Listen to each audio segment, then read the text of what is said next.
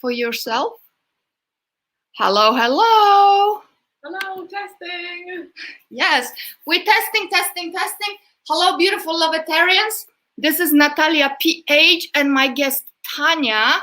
We are in an unusual setup. We are in a temple of the goddess. That is the room where my creativity flows through. We're not in the studio today. We hope this sound is good because there is a bit of a distance, but we're, playing. It should be fine. You will hear the bowls, that's for sure, the singing bowls. Definitely. I hope you don't hear the fan. I'm going to turn off the fan.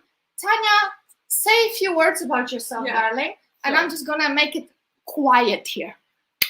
Hello, everybody. My name's Tania Plahay. I'm a yoga and meditation teacher, also sound healer and musician. I'm an author of This Is My Book. I wrote a book called Yoga for Dementia. And I also am the founder of this concept. I'm the first person to run a study and write a book on the topic. So helping older people, aging, dementia, the healing powers of yoga, meditation, these are all things that, light my fire and what I'm passionate about. Beautiful. And we've known each other for, quite a few years. Maybe 4 years. Yeah, that's right. You were teaching me yoga. Yeah, we met. I was a private teacher at Natalia. I came to her house every week and we had some sessions, both with her and her husband, and we did a lot of restorative yoga. I think it was at a time when you needed to really relax down, you need to stretch, and we did quite a lot of meditation as well, and yoga nidra and healing. And I was very interested in Kundalini yoga as well. You kind of showed me a little bit there. Yeah, we did a few tantric practices. So Tantra, lots of people think about Tantra, they think about Neo-Tantra, which is obviously all about sex and things. But actually, Tantric just means to weave. So the word Tantra means to weave together. So Tantra is actually ancient practice, which means weaving things together. So we might imagine a light with the breath, and that's the actual true Tantra, rather than the difference between Neo-Tantra, which is more the sexual practice, which obviously is valid in itself. Yes. So we hope that you understand the difference, because when you say Tantra to people, they immediately jump into sexual stuff. That's what they think. Because I tell my students sometimes, I'm like, these practices we're doing are tantric practices, because we're imagining lights, we're opening up the energy channels in our body. And I say, we're going to do Tantra. They're all like, oh, no. They get a bit scared. This is actually a good moment to talk a little bit about sexual energy. What is a sexual energy? Because for me, when I teach in my workshops, it is really one of the most powerful energies that we as goddesses possess. So can you elaborate a little bit about that? I think really it's about the masculine and the feminine energy. So in yoga, I mean, when we talk about in yoga, there's so many different schools of yoga, there's so many different schools of thought. So it's hard to say this is the truth. There's many different types of truth. But yoga philosophy, we believe in the idea of the Shiva and the Shakti. And if you follow any of the chakras are just energy channels that operate in the body. You can't open up the body and see them, but sometimes you can feel them. They've been known for many thousands of years. And the base of the body is to do with the feminine energy. So that's the energy of creativity. And that's where we might birth babies or create ideas. And the masculine energy, which is known as the Shiva, is the energy of ideas. So the masculine and the feminine energy need to meet to be able to manifest our ideas. So if you think about, the idea of a sperm and an egg, the sperm's all floating around and it's very kind of almost quite airy, whereas the egg and the woman is the one who's going to build and create that baby. So it's really about the feminine energy. It's very earthy, it's rooted, it's about creativity. I just had a baby who's 4 months old, so I'm quite into this sort of feminine energy, and obviously we grow the baby from the egg. It's all our energy, it's all our cells, our milk. And even if you're not a mother, it's about growing ideas. So I often talk to people in my classes, some people, they choose not to be a mother or they don't want to, but it's about growing an idea. So you're still a mother. So all women our mothers, you know, whether it's a mother to an idea, a business, a project, a creativity. Absolutely. And especially now at the dawning age of, well, miracles, we told in my mystery school, with the Sophia Code, that we are at the dawning of the golden age of miracles, and we are really at the moment balancing the energies that are in the world. There's a huge flow of divine feminine that has been coming in for quite some time now, and it really helps heal the wounded masculine. Do you feel that also in your work, like women are coming more to power? Yeah, I may feel like there's a lot of kind of research out there. I mean, I read a really good book. I can't remember the name, but we could always post it in the comments later. And it's about, you know, women. It's about feminism, but it's all based on kind of research. And I think women are learning to stand up, you know, and actually look after themselves a bit more, and not always be the ones who are like running around and having to do everything, you know, and taking care of themselves. There's a huge movement actually in the yoga world. There's a teacher I follow who wrote a book called Yoni Shakti, and it's all about women in yoga, and it's actually, her movement is against sexual abuse in yoga as well, because we've seen in the yoga world there's been quite a lot of sexual abuse. So it's all about women recolonizing their own bodies. So the idea that, you know, women's bodies have been a bit colonialized by men. So, for example, a lot of the things in their body are named by men, like fallopian tubes, for example. Yes. And this movement, Yoni Shakti, is about retaking power from our body and taking our own power back. Wonderful. All right, so that is about balancing the energies, and I'm really feeling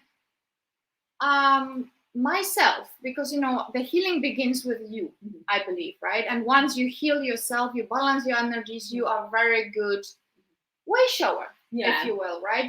People are, yes, inspired by your words, but they are very much interested in the energies that you exude, and they respond to the energies, right? So how could you give examples with yoga and meditation and sound healing, how this could help us become most powerful, balanced beings, whether we are men or women? Right? So I think one of the main issues with modern life, so to speak, is that we become very detached from ourselves. And there's always so many distractions in modern life, you know, whether it's things we should be doing, work, whether it's, you know, going out, you know, and I think this era of COVID has helped a lot of us come back into ourselves.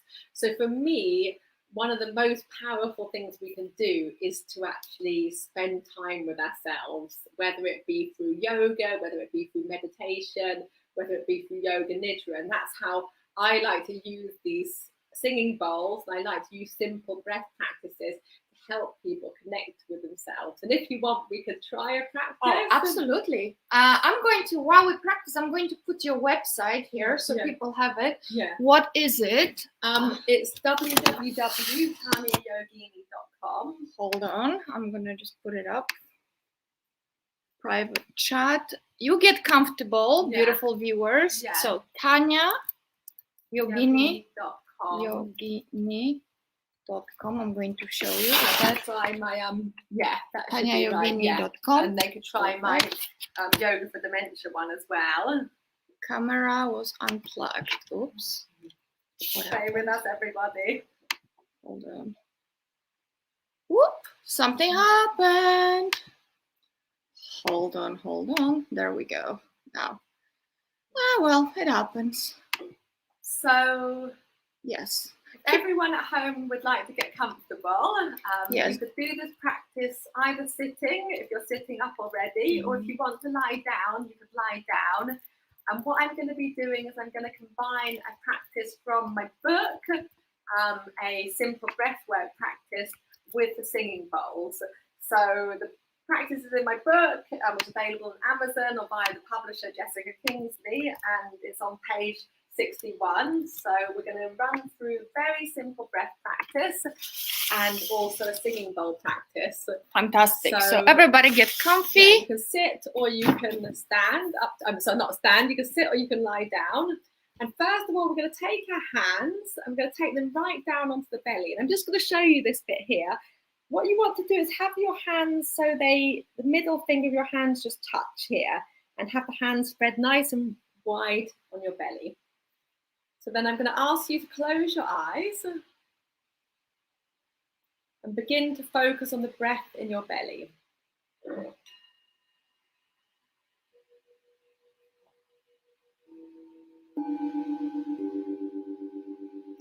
As you breathe in, see if you can feel your middle fingers just moving away gently. And as you exhale, see if you can feel your middle finger touching again.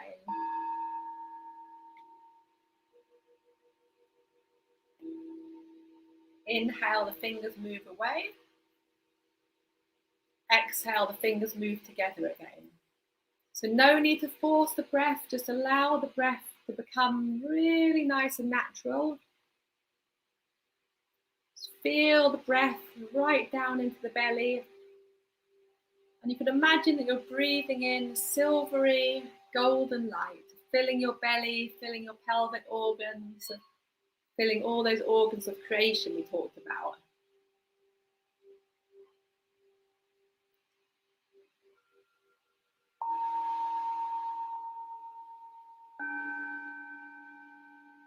And then next, without opening your eyes, take your hands up to your ribs and just take a moment to really feel the side ribs, spreading the hands nice and wide. And again, beginning to feel the breath in the ribs. Imagine you're filling your ribs and your lungs with silvery golden light. As you exhale, you could imagine you're exhaling any stress, any tension, any worry.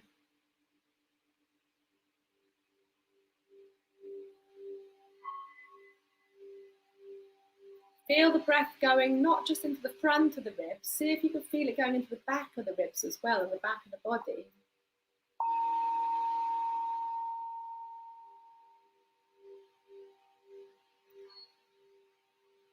And then next, take your hands up to your collarbones. Spread them nice and wide. The little fingers can move towards the heart, and the thumbs can move towards the shoulders. And begin to feel the breath in the upper part of the body, in the chest. And again, if you like, we could use that visualization. Breathing in a silvery, golden, iridescent light. Breathing out a dark, smoky grey light.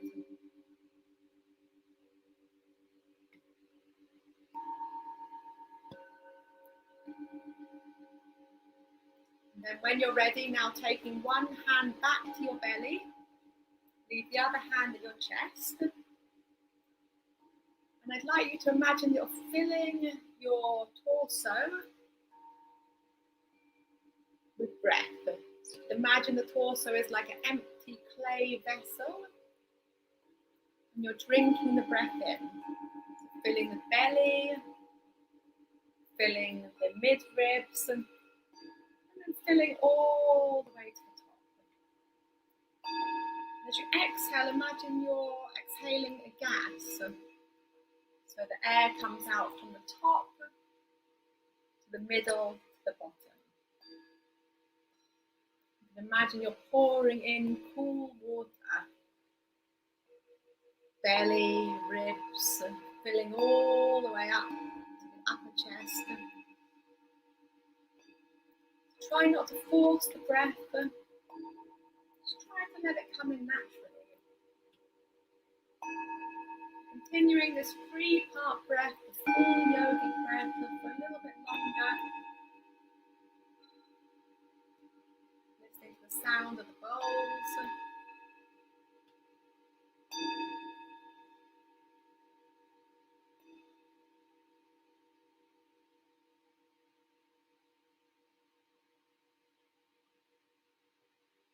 Try to keep the mind in the present moment.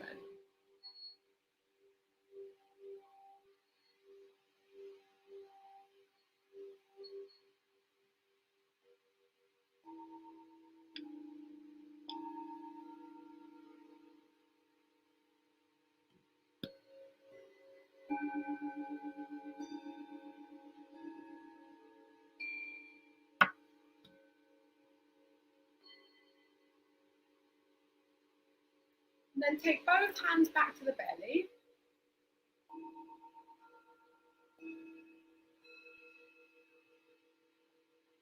Leave the full yogic breath. Just begin again with a nice, gentle, quiet breath.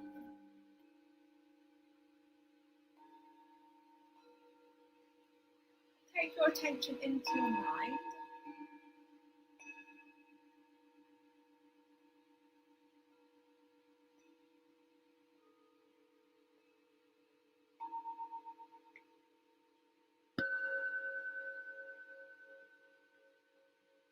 Just notice how the mind feels. Notice any thoughts. Notice any colours, maybe patterns. You could just watch them come and watch them go.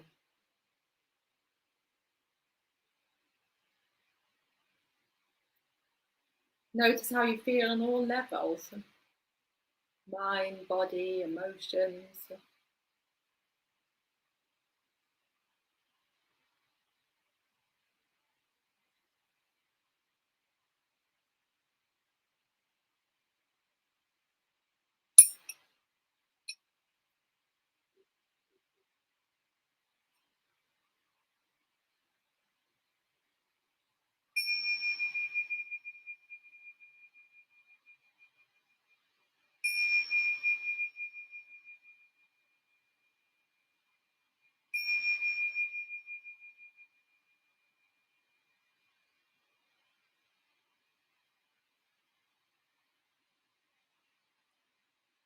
Good. And then take a moment to take a slightly deeper breath. Take a nice long sigh out through the mouth. You can wiggle the fingers, wiggle the toes. And when you're ready, you can begin to open your eyes just a little bit to start with, and a little bit more. And eventually opening the eyes completely. And coming back into your environment. Just take a moment to notice how short meditation with the singing bowls helped you to feel. That was lovely. Could you? Hello, ladies. Hello, Annemiek. Could you tell a person that is sitting there now how they could do that at home? A little bit, a version, home version. Because it was so wonderful. Well, there are some. That is mine. I've got some audios on SoundCloud, so we could always sort of share them in the link so they could use them. We will also send it in the newsletter. Yeah, we could share some audios. Right. Also, the 3-part breath, you can do it. The fantastic thing about 3-part breath is you can do it anytime. Obviously, now we combined it with the singing bowls. Yeah. But if you wanted to do it at home by yourself, you could just put on your favorite relaxation music. So, but if I were that you could just buy on Amazon, right? Like one. So how would you guide me to do it at home? To help yourself if you were doing to be balanced, to calm down, add to my balancing my energies. If people are frantic, this sound could be So these singing bowls that I've got, it's quite a nice story about how I got them. Okay. These are from Nepal, and another teacher friend of mine, Ling Man, she actually got them directly from the makers. So they're really very, very special. And when you were showing me green Tara. Girls, you love green Tara. This is green Tara. I don't know if you can see it. Don't worry, Kana, look, she has a green Tara. Yeah, maybe a little closer. I think there's a reflection there. So inside, Yeah. Oh yeah. Inside you can see the Well, green you Tara, can't really. But there is green Tara there. which is the divine feminine. And I bought these bowls. I actually sort of got them by mistake, really, because my friend Ling had gone to Nepal and was buying these bowls. And she said, do I want them? And I wasn't sure because they were quite expensive at the time. And I thought, well, you know, should I have them or not? And I said to Ling, I said, oh, maybe I could have them. I'm not sure. But I didn't put an order in. And then it was very sad because my grandmother passed away and I was going to England. She lives in England. And when I got there, I got some random message from Ling in a group saying, oh, Tania, your bowls are ready. But I hadn't said I wanted the bowls. And then obviously I wasn't sure I wanted them because how was I going to get them from England to Spain? And then I'd gone over for my grandmother's funeral, which was very sad. But at the same time, I went to pick up the bowls. So I sort of feel whenever I play my bowls, I associate them with my grandmother and with that feminine line. And yeah, so these bowls are very special because they're bought directly from the maker and it's quite ethically produced. So you can buy, as Natalia said, we can buy the bowls anytime, anywhere. So there's lots of different bowls. And if you play them to other people, you generally play sort of away from yourself with the mallet. Hold, let me test this. Yes. This is a mallet. Yeah, this is called a mallet. So this is the rubber, and then this is the mallet. That was the mallet, so that's the mallet. So you generally play away from yourself. If you wanted to play for yourself, you'd go the other way. So the energy would come in towards yourself. So if you wanted just to play for yourself, you just gently kind of have it and you might hold it over a different part of your body. So these actual singing bowls are tuned, they're a 7 chakra set. So there's different ones according to which chakra you're working on. So this one is this yellow, so it's the Manipura, and this is about sort of manifestations. So you have this at the belly and you might just hold it towards you and you close your eyes and just listen to the sound. So that's a way of playing. But, you know, it doesn't matter if you have 1 bowl, if you have 10 bowls, you know, you can still, would you mind if I touch yours? So, please. You know, this one, for example. Yes. You know, you might just want to play it like that. Or you could play it like, you could see. You can really feel it. You can feel the resonance. Yeah. It's so beautiful. And you could play it depending on what area you wanted to work at. You know, if you want to work more at the pelvis, you might hold So you would put it next to the chakra energy center that you're working with. Yeah, or you could hold it up. And then once you played it, I mean, if you want to play it like that, you could just spend a few minutes just playing it and then closing your eyes and just listening to the sound and letting yourself tune in. Another really nice way to play it sometimes is if you're lying down, so it's a bit difficult to demonstrate, but you could be sort of lying down. I don't know if I could do this. Yes, okay. It's a bit funny, but you could just actually play it on you and feel the resonance. If you want to try that, Natalia, yes. It's quite fun. Will it work for me? Yeah, Yes, I think it so. will. I'll just balance it there. But obviously, if you're actually lying down, it's much easier. And then you can just close your eyes and really tune in with the sound. Oh, yes. Oh, wow, that's nice. It's very nice for heart chakra. And you'd feel it like beautiful. We could just, the audience home, we'll just stay here for the rest of the podcast. Yes. Beautiful. If you have a bowl at home, please do give it a try. And so can you tell a little bit about the benefits of sound healing specifically? Yeah, so the singing, like the singing bowls have become very popular in recent years. I mean, it's not like they've been popular in the West for many years, but they've been used, you know, in Nepal and Tibet for many, many more years. And sound healing sound is one of our first senses, really. You know, I see I keep coming back to my baby because he's the centre of my world at the moment. But you know, one of the first things a baby learns is a sound of his mother's voice. And even though he might not be able to see his mother, because when babies are small, they only have a short eyesight and they can see basically from your breast to your face. But as they get older, their eyesight improves, but they can hear you and they hear you in the womb. But when you're in the womb, you hear sounds. So you know, there's certain sounds that are particularly relaxing, like the sound of a heartbeat, and certain resonances that are more relaxing than other resonances. So sound healing, sound can just bring us back to the present moment. So if we're really stressed or thinking about something else, and we hear a sound that brings us back to the moment. So that's a very simple Focuses way. you, huh? Yeah, simple way it works. Another way it works is obviously everything in the world has vibrations, and different notes vibrate at different speeds. So you might have seen, you know, sometimes you can see these videos of, you know, vibrations going through water, or a table with vibrations going through sand. In our workshop, yes, in our workshop, we also talk about how water reacts to vibration of words, feelings. You can actually see Dr. Emoto made a huge research about how water would react to feeling of peace, love, hate. You can really see completely different shapes. So that you can imagine being 70% water, more or less, how sound would influence our bodies. And I believe, you know, I think it's very simple, really. I mean, one of the things I love about yoga and meditation is it doesn't have to be complicated. You know, we don't have to have lots of theories about how it works. We just need to experience it. And, you know, when I play the different sounds of the bowls, you know, if you're relaxed, you can feel it in different parts of your body. And I don't know, did you experience that when I was playing? Absolutely. I was feeling different changes in different parts of the body. And is it so that the part of the body that needs it the most would be most reactive? How do you experience that?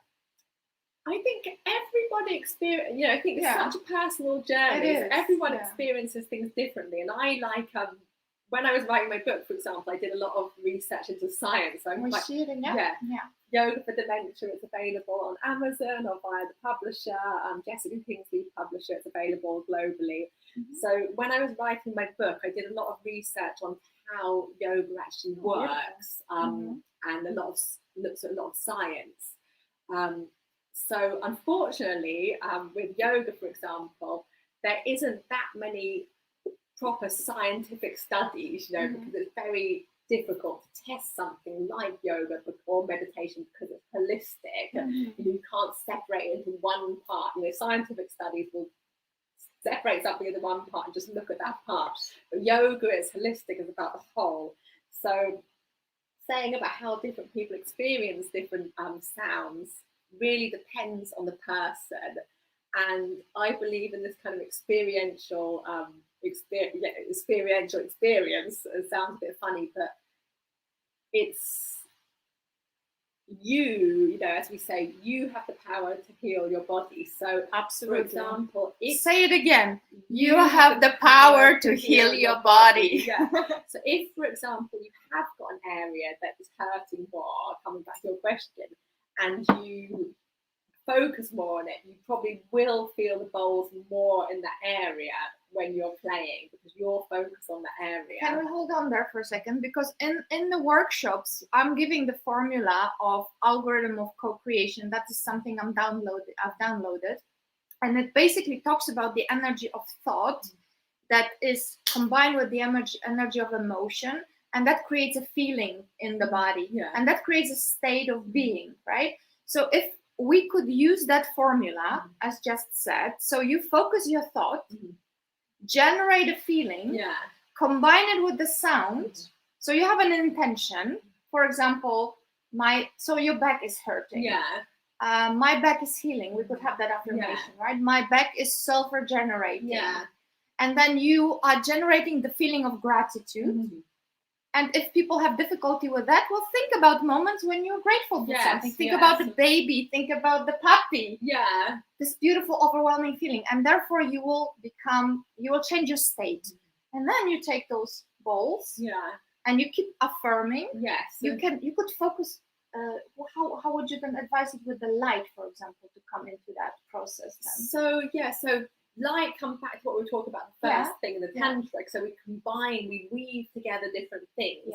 So it's like a sort of anchor that we can go back to. So say, for example, we have an area we want to work on, a shoulder or a back or anything.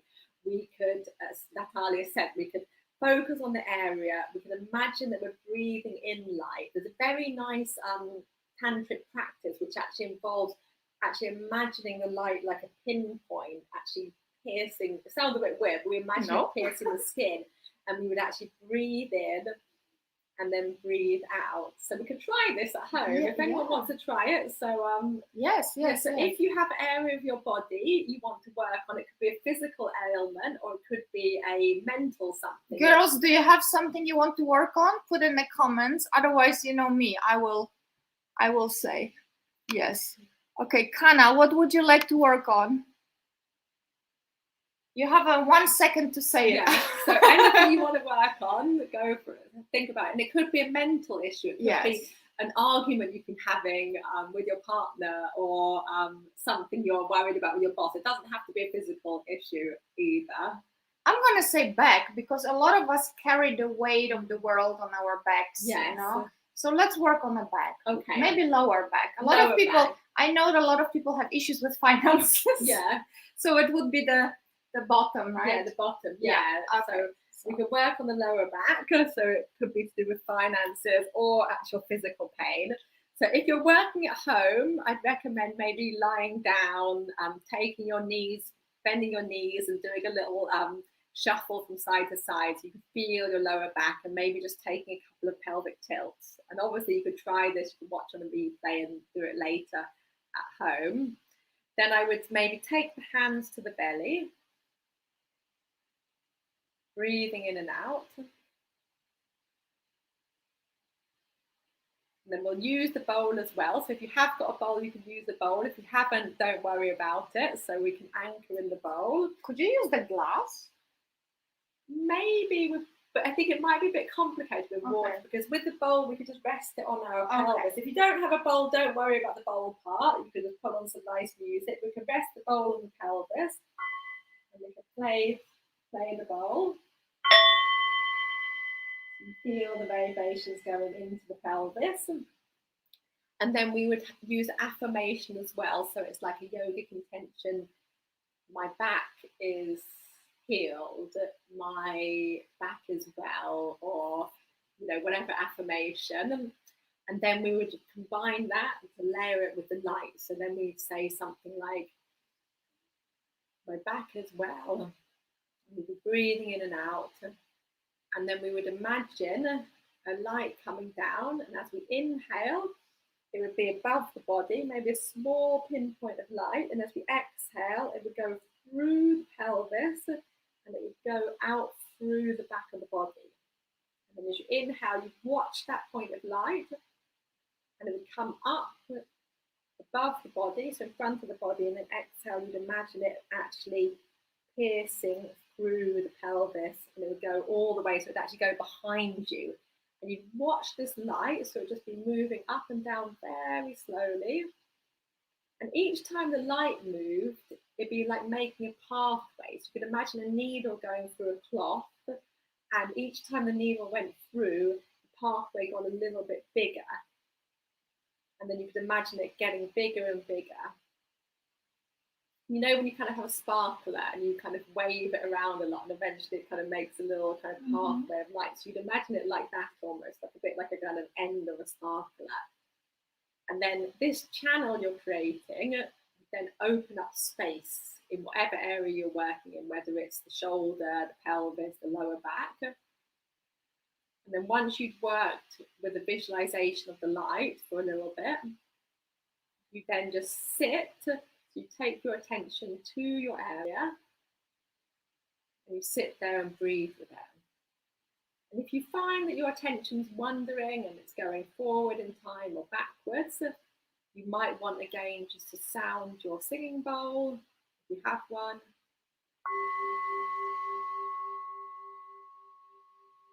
And once again, bring your attention back into that area.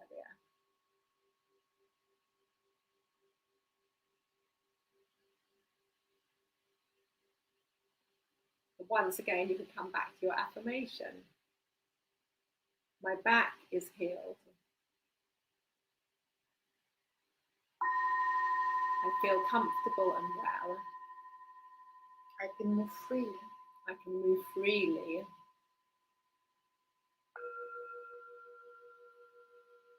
The universe has my back. Yeah, that's a nice one. I am healthy. My body flows. I'm very flexible. I have abundance. I am supported by life. I am loved. I'm loving. Any affirmations we want to have, we'll imagine them in the area we're working on. And then we just take a few moments to relax, to be still, to be in our bodies, to be at home in our bodies. And then when we're ready, we can open our eyes, we can stretch. Give thanks. Yeah, we can be grateful. For the blessings already on their way to us now. Yeah. The belief is very important. Huh? Yeah, I mean, the belief is so important. I mean, all of this stuff is based in science as well. So in my book, there's a chapter, it's all the science in the background, but we talk about the different nervous systems. So let me see if I can find the diagram. You do that, I'll get some water. So we talk about the parasympathetic and the sympathetic nervous system. So it's all about kind of fight or flight. So basically, sort of very simply, is when we were in evolutionary history, when we were back in the days of living in the plains of Africa and running around, and we were living sort of tribal, nomadic people, we would have had stress. So say, for example, another tribe came or a lion or something, we'd have stress and we might sort of run away from it. And then when we're stressed and we're in our nervous system, what happens is the blood from the pelvic organs, the belly and the heart goes to the external organs. So in animals, you wouldn't be, if an animal was stressed, it wouldn't be mating, it wouldn't be digesting, it wouldn't be relaxing. So it's called fight or flight. It would decide cortisol, all the stress hormones would come in, adrenaline, and have to decide, do I fight this threat or do I run away? So a lot of us in modern life are constantly in a state of fight or flight, the constant stress, and the stress kind of is maybe a low level that goes like this. If you watch any nature documentaries, you'll see like a lion goes into a herd of animals and there's a stress, they all run off, and then you see like the herd of wildebeest or zebra, they kind of do this sort of thing. And the duck, you know, the duck in the water, right? And it shakes off the stress, that's right. And then it sort of goes. And so the stress happens, it's a high level of stress, and then it goes away. And then they go into their other nervous system, which is our rest and digest. And that's when the blood, the adrenaline stops, and the blood and everything goes back to the central organs, and it goes back to digestive organs, sexual organs, which are also the organs of creativity that we talked about earlier, and we can relax.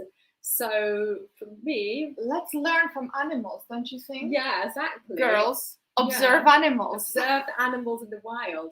So what we really need to do in modern life is we need to learn to relax. And whether that's through yoga, meditation, walking in nature, maybe kind of creativity, there's lots of things that we can do to relax. And unfortunately, for most people, things that we think about as being relaxing are not relaxing. So television. Yeah. So for example, I love to watch Netflix in the evening with my partner. We like to watch exciting shows, and people think, oh, that's relaxing. But actually, when it's exciting, when you can't wait for the next episode, that's a telltale sign. If you want to carry on watching and you're really excited, that's a telltale sign it's not relaxing. You're going to have your adrenaline going. Or say you want to meet with your girlfriend for a glass of wine or a shopping trip.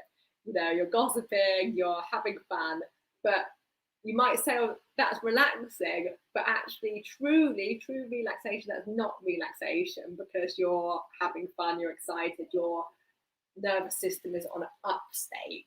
Whereas things like meditation, just walking, being quiet, then we're in the internal state, and then we'll go back into the rest and digest part of our nervous system. And that's where healing happens, and it's scientifically proven. 100%.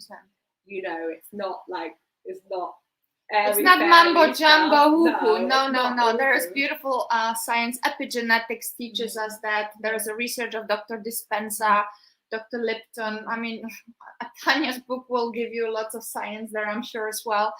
You know, what is very, very interesting, I noticed that, 90% of humans will be guilty, shall we say, of going to bed with their phone or falling asleep in front of the TV. Honestly, I believe that we should and really want to strive to have 1 hour at least free from any distractions. If you can turn off all the media, if you could take that 1 hour just to be in a dark room, do a process, maybe put a candle on. What would you advise? How would you put people to bed in the best way possible? I think, going to bed, have maybe a nice scented candle, maybe do a short meditation like one of the ones we've done. We could do a 3-part breath. There's other practices in my book. There's a really nice one which is like a mental nadi shodhana, which helps to balance the right and the left side of the brain. Oh, and just about this book, actually, it's called Yoga for Dementia, but you do not need to have dementia to have it. But on that note, could you tell how dementia actually starts? Well, we know a lot about it, but how could we as healthy people practice good mental hygiene? Yes. So I wrote this. I'll tell you a bit of a story about how I wrote the book, and also a little bit about how the book came about. So my grandmother had dementia, and it got much worse because she had a fall, and then she she had a fall, and and then it got a lot worse.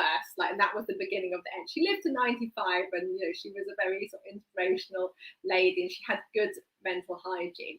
So when I did my first yoga teacher training, I was living in London, and I was quite interested in spreading the simple benefits of yoga. And in London, there's a lot of yummy mummies, there's a lot of very expensive yoga studios, and everyone's wearing $100 yoga pants. And I was very much I didn't really want, not that I didn't want to serve those people, but I felt actually those people were already very well served. And because my grandmother had dementia, I thought, actually, I really want to work with older people, because I think older people are a segment of society that we don't respect enough. I'm half Indian. In India, there's a reverence for respect their age, we respect their wisdom, we respect the fact they were changing our diapers when we were small, whereas in Western society we tend to sort of put older people in nursing homes and just sort of forget about them. Yes.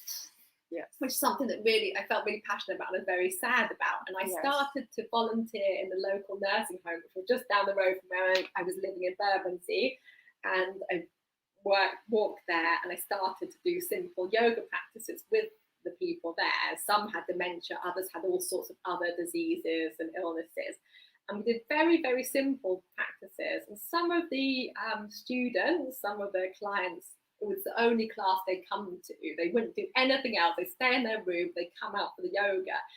And I would combine things like singing, sound healing, yoga, meditation, very simple practices. And I started to notice a change in them. So that went on for a while, and then I was very lucky to meet Martin Reed. He actually wrote the foreword of my book, and he is the CEO of an organisation called Care England, which is an umbrella body. So he happened to be in the nursing home one day. He saw me, and he said, "Oh, I really want to put you together with another lady, and Maggie." And Maggie was doing really innovative work in another nursing home. So I started working at her home, and then I was invited to apply for a grant to run a pilot project. So I ran a pilot project in the home looking at yoga for dementia. It was a study, we did a lot of research, and we had some funding, and it was all about making sure that we were patient-centered. So we were looking at the needs of the actual people who were living there and what they needed. So we made and adapted the yoga to make it really accessible. So one of the things about this book, it is focused on dementia, but it's also just about aging, because dementia, as you probably know, is not one disease. It can happen, you can have Alzheimer's, you have other forms of dementia, and some more is known about different types of dementia, but dementia as a whole can happen to anyone. So I think, I'm 42, at our ages, whether you're middle age, I think we need to start thinking about prevention. Please, prevention is worth a pound of cure, as one wise person said. So coming back to your question about like mental hygiene. Sorry, it's a little bit of a twisted way around. That's divine feminine.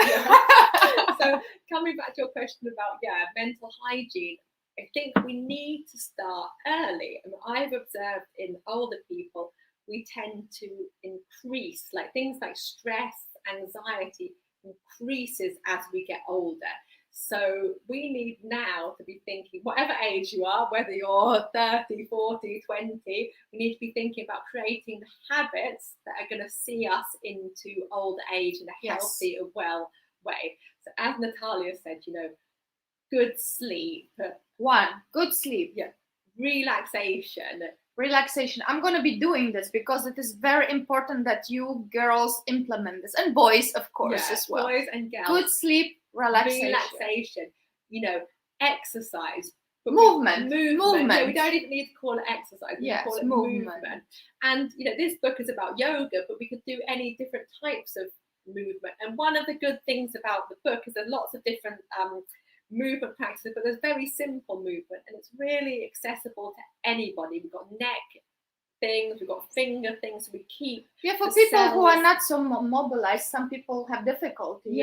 They think it might be an excuse, but it's not. Can you give some very simple movements that people who are frail could use? Well, one of the things I would do with my clients, and I do some hand movements. We do very simple, and these would be good if you also work a lot at the computer, which a lot of us do. So you open the hand and you squeeze and you make a fist, and then we release one by one. So we're practicing mind-body coordination, and then we're stretching, and we could do that a few times.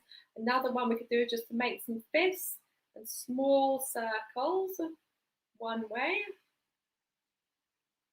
and then small circles the other way. And people might think that those mini movements do nothing, yet they do. Yeah. Why do they? Well, so a lot of it's to do with circulation and also breath. So a lot of us sit or spend 8 hours a day sitting, and we're not meant to do 8 hours a day sitting. So I'll talk a little bit. I talked about one of my grandmothers who I went back to England to get the bowls.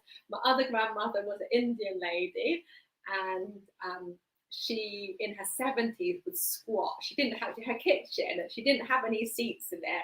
She'd actually squat down and she'd make her own butter, so she'd be churning the butter, and she'd be constantly moving. The other grandmother, who's actually German, I've got one Indian and one German grandmother, she worked in her garden, she moved a lot. I think when we were growing up, she didn't even have a washing machine. She used to do her washing by hand. But that's also something to look at what happened with the modern society. We have all the gadgets, we have the dishwashers, we have all sorts of helpers, right? Look at people in old times. Do you think they had a gym? No.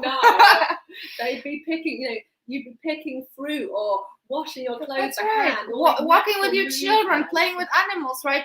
Look at the centenarian studies in the blue zones. Nobody there has a gym.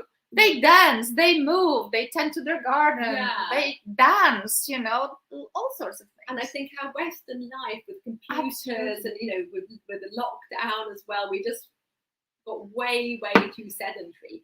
So when we're sedentary, like we're sitting like this, our legs are up and our body is closed. So our lungs are closed and we're hunched over. So number one, we're not getting as much oxygen in our body as we can. So we're restricting our torso. And that's why the 3-part breath we started with was so good, because we actually open the chest. So we're not getting enough oxygen. Oxygen is main essential. Thing that's essential, that's building our cells, that's helping us to stay young, is helping our mind. I think in the book, 20% of the oxygen in the body goes to the brain. So as soon as we start restricting the oxygen, it makes sense we're probably restricting oxygen to our brain. And then there's a question of circulation. So the body and the cells and the way that the cells and the blood moves around our body, we have little capillaries, and it goes and then it stops and it goes again. I don't know if anyone's done some basic biology at school. You know, you have capillaries in the body and the blood moves along like that, and there's like little gates that stop the blood sort of going back. So when we don't move our body, blood and the oxygen just doesn't flow as well. It's so simple. Whereas when we move, even if we're moving our little fingers or moving our toes or just simple, small movements, we're helping the movement of blood around the body. We're helping with digestion. We're helping bring oxygen and life to our whole body. So movement doesn't have to be, you know, exercise. It doesn't have to be exercise. It could be dancing, it could be walking, but just the key thing is that we're washing moving. dishes even. Yeah, and putting some music on and enjoying it. And the key thing is we're moving our bodies regularly, ideally, you know, 3 or 5 times a week. We're getting a little sweat on, and we're enjoying it. And that's one of the things I think, you know, sometimes in life we think about exercise and we're put off by the idea of Make it complicated, you know. I don't have the time to go to the gym. How about if you have sedentary work? How about getting up every hour and making, I don't know, squats? Yeah. Or just stretching, take a walk, yeah, bathroom and back. Yeah, you have a standing desk. Like standing I have a standing desk, yes. Things like just doing a few squats, getting up, put your favorite tune on, dance for a couple of tunes, like 6 minutes of exercise, you know, Absolutely. a few times a day. Park your car farther, right? Yeah. Walk to your office, carry your groceries. I mean, just get creative. Think how people used to function in good old days before all this conveniences that kind of crippled us. And even things like, you know, I used to live in London, so loads of people in London, they love getting Deliveroo, and even like cooking, you know, you're moving about, you're doing things. So, you know, especially if you stand up and put some music on. I have a question. Do these movements help with arthritic knees, neck, and hands? Yes, definitely. So what we used to have is, I think doctors, when there was problems with arthritis, they would advise against movement. Now, as we get older, you know, if you're recovering from an injury or something, in my book I talk a lot about comorbidities and injuries and illness. Now they say, I can't remember the exact statistic that's in here, but for 1 day of bed rest, we need, like, as we're older, we need like 14 days of recovery. So now the medical advice is not to not move. We should be doing gentle movements. And the book contains lots of like whole body sequences that you can do, starting from the toes all the way up through the knees, through the hips, and it moves all of the joints.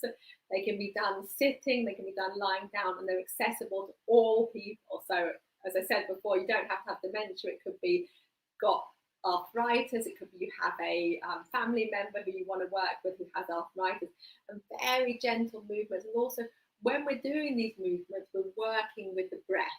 So we have the idea of bringing more breath, we're bringing more space into the body. I think we've all experienced when we do have stress, and when we have that cortisol, when we're fight or flight, our body tends to kind of get all rigid, like, and you kind of can feel it compressing in, you can feel the tension starting. Whereas when we can work with the breath and we relax, we can move through the body sequentially from foot to toe or head to toe or toes to feet, and then we can work through simply and doesn't take much time either. So some of the exercises in the book, you could do it like if you've been working at home or you've been on the computer, you could spend 10 minutes doing it. You talked about the bedtime routine. You know, you can have a 10-minute bedtime routine where you just make some ankle circles, some knee circles, some hip circles. Or even you have a bed yoga. You can literally be in bed and do some simple movement. Yeah, and my book contains things for all stages of dementia. So at the end, when we get to... It's a beautiful book also. There's some illustrations. Yeah, it's got lots of photos, lots of diagrams, and so there's things you can do. Oh, you have Sri Yantra, I see. Oh, you don't see it. Yeah, there's a Sri Sri Yantra. Yantra. Yeah, We'll talk about that in a moment. Yeah, it covers all different aspects of yoga. It's not just physical yoga. It covers things like yoga nidra. So one of the things that I love doing is yoga nidra.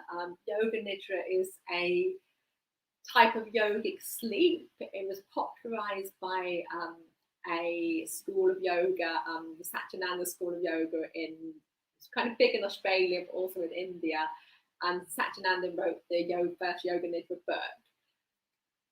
Later on, he was aflamed. There was a bit of an issue with sexual abuse and stuff. So we separate the teacher from the practice. So yoga nidra is still a very beneficial practice. We can forget about Satyananda. This is one of the things I talk about, Yoni Shakti movement. So it's about taking power back and kind of not revering those teachers who have actually been. Ultimately, the relationship is you with your source. That's what we really are stressing very much in all our workshops, that yes, she is a teacher, I am a guide, whomever else. There's nobody that is your guru. No. You are your own guru. Exactly. And you have a very intimate relationship that you can build with your higher self, with your source, with God, whatever word you want to use. Yeah, and I think in the world, we in the yogic world, for example, we digress a little bit. We'll come back. Oh, that's okay. We'll come back to it. Yes. But with the yogic world, we've spent a bit too long giving power away, and we've given power to these often male, famous teachers. Keep talking, I'll just get the charger. And when we've given this power away, we've opened ourselves up. We've opened ourselves to, there's been a lot of abuse, the Me Too movement. There's been a Me Too movement in yoga as well.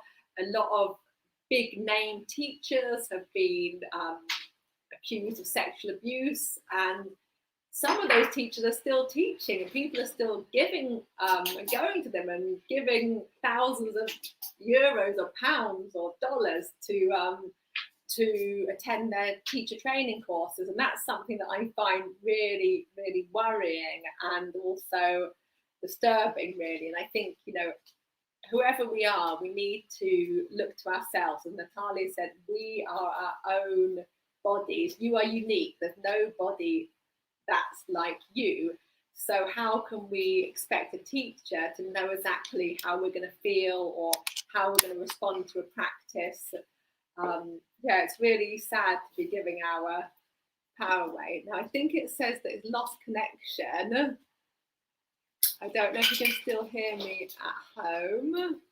Let me see. Your browser has lost connection to your camera. Make sure you have the right camera and close any other applications. I'll just keep talking, I think. Okay.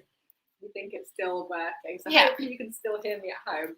So I was saying, we shouldn't be giving our power away.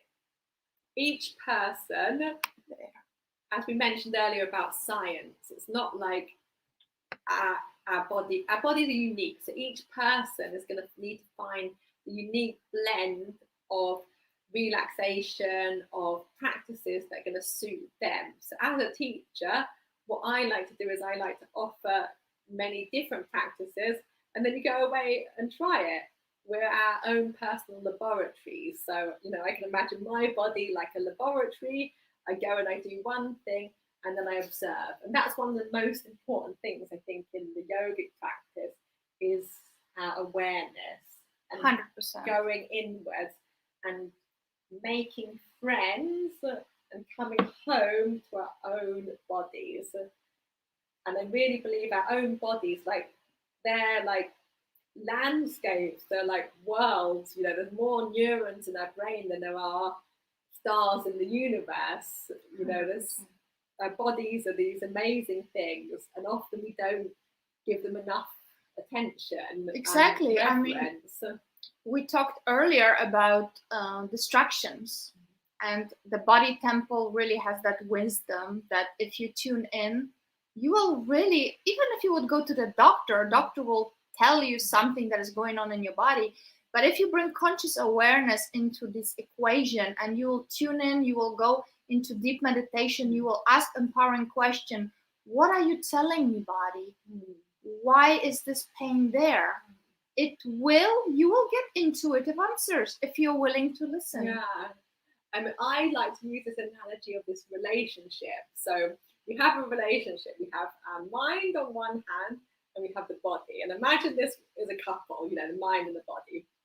So mind's going along, not really caring about the body. Like when the body functions well, how often do we actually think about it? How often do we pay it any attention? So mind's going along, body's there, and maybe occasionally we look at our body, like we feed it all junk and stuff, and then we maybe look at it and we're critical about it.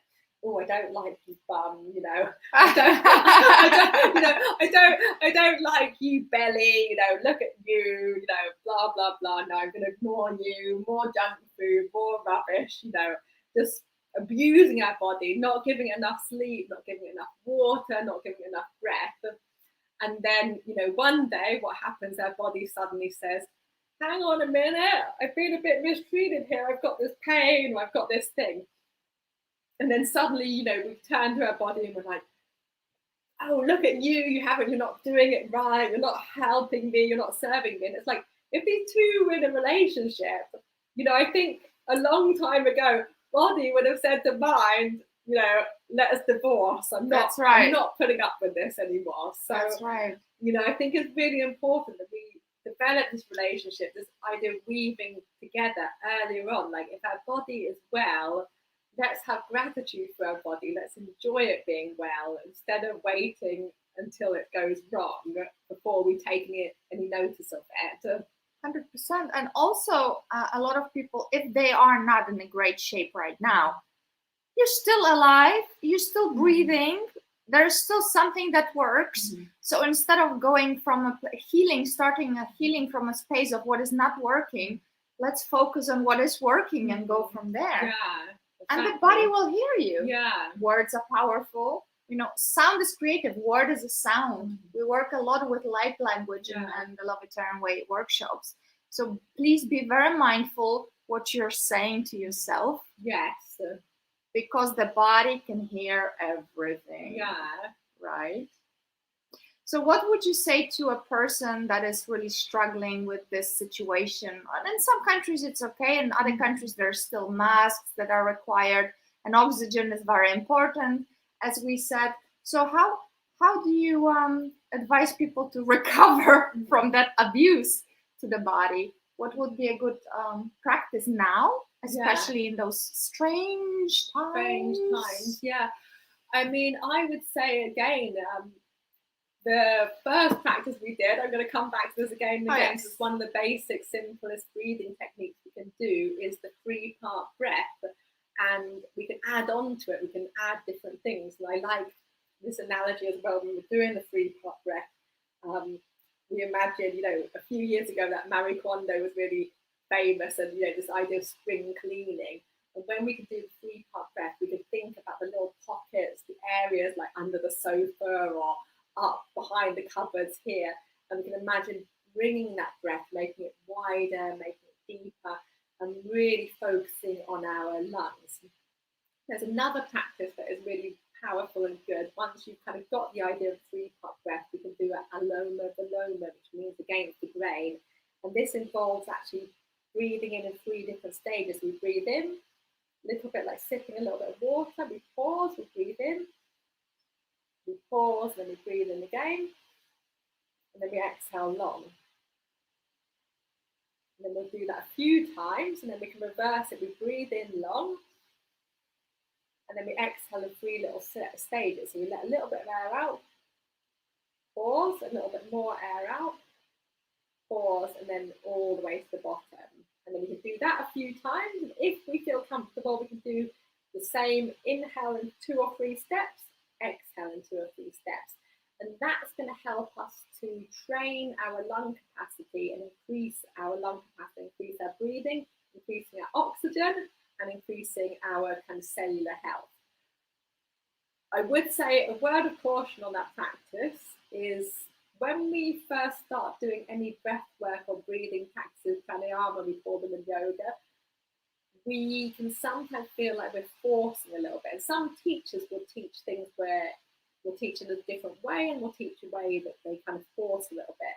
I like to teach that whenever we're doing any breath practices, We always and only do it if we feel comfortable doing it. Let your body, if there's resistance, there's a reason why it's there. If it's making us feel stressed, because the purpose of the breathing, there's lots of different breath practices, there's hundreds of different ones, and some of them will, some of them you might use for sport. You might use a breath practice like people like Wim Hof, and they will want you to go into that fight or flight state because you'll be getting ready for a race or doing something or getting ready to go in a cold sea.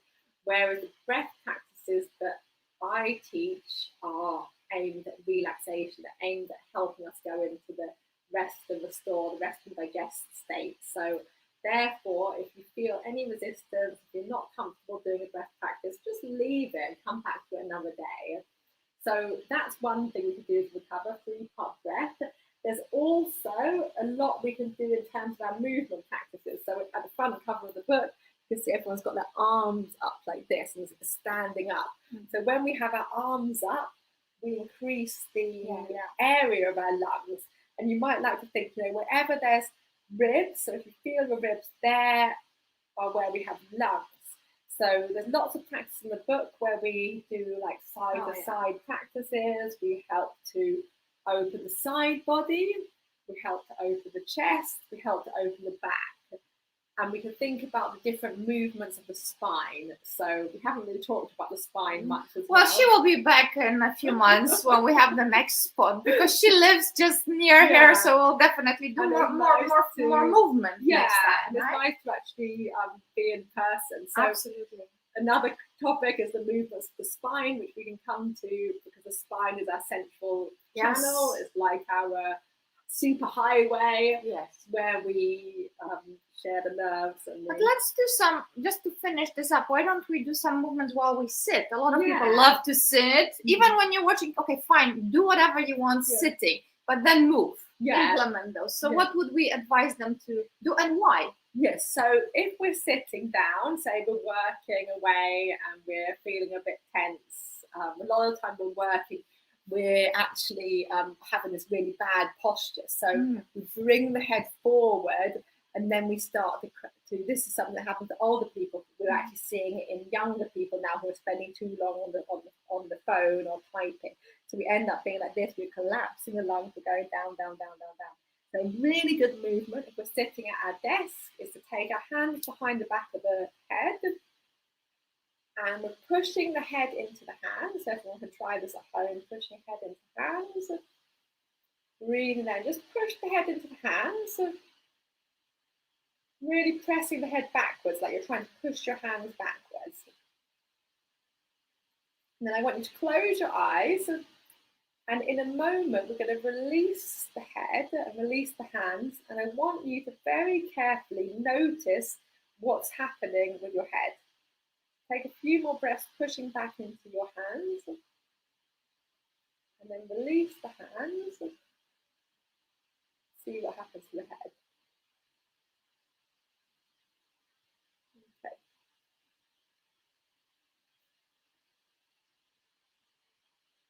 So, some of you, I'm not going to say everybody, because as we talked about it earlier, everyone's different. Some of you may have noticed your head feels like it went forward a little bit. And then that is a sign that you're having your head forward. So your head then becomes, it pushes forward, and then that's putting more pressure on the upper back. So we can practice that a few times a day just to make sure our head's back. And then another really nice simple movement is we can take our hands to the head, and we can imagine that we've got pencil on your nose, and then you're doing a little figure of 8 movement. So infinity symbol. So it's a figure of 8 on its side. Infinity symbol is quite a nice symbol to think about. And we're just kind of flowing here.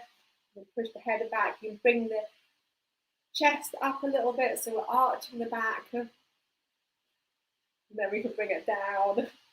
I'm just looking at the screen and it looks really fun actually. So hopefully you're going to have fun doing this at home.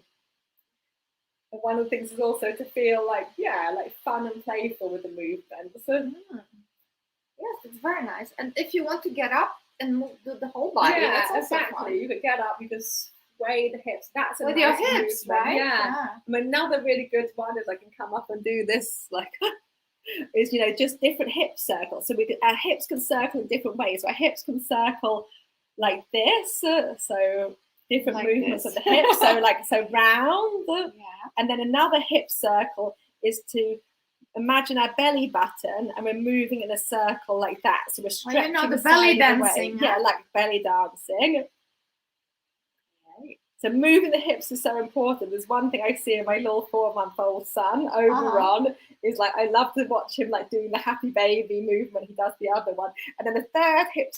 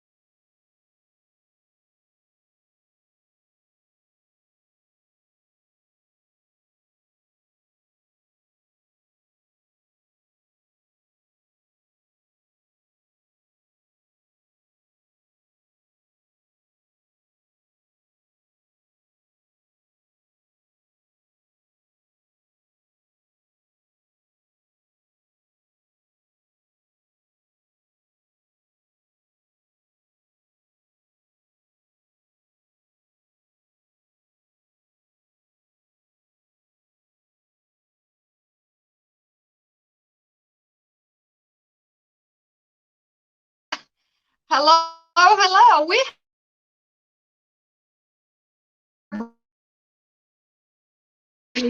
that Yoni Shakti energy might have broken the power. Yeah, There's a lot of power in yeah, we're literally on the phone just to finish this. But no problem. We're going to be back in October where we will talk more. It was a long broadcast. Yeah. We had lots of fun, and we hope you had fun at home. We hope you tried some of the practices. That's the main important thing, is to experience them in your body.